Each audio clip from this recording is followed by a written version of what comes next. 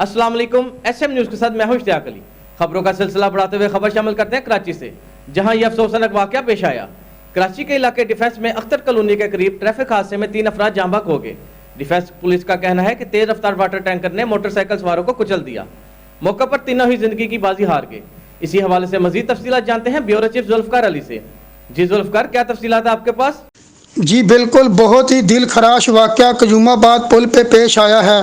Police کا کہنا ہے کہ قیوم آباد پل سے ڈیفنس کی طرف اترتے ہوئے واٹر ٹینکر کا بریک فیل ہو گیا، جس نے پہلے 2 کاروں کو ٹکر ماری۔ اس کے بعد ایک موٹر سائیکل بھی اس کی زد میں آ گئی۔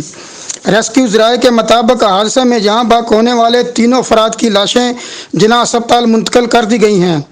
اسپتال ذرائع نے بتایا کہ جاں بحق ہونے والوں میں 2 مرد اور 7 سالہ بچی شامل ہیں۔ مردوں کی شناخت 28 سالہ ذیشان اور 22 سالہ حسنین کے ناموں سے ہوئی ہے۔ جی بہت شکریہ ذوالفقار، ہمیں تفصیلات سے آگاہ کرنے کے لیے۔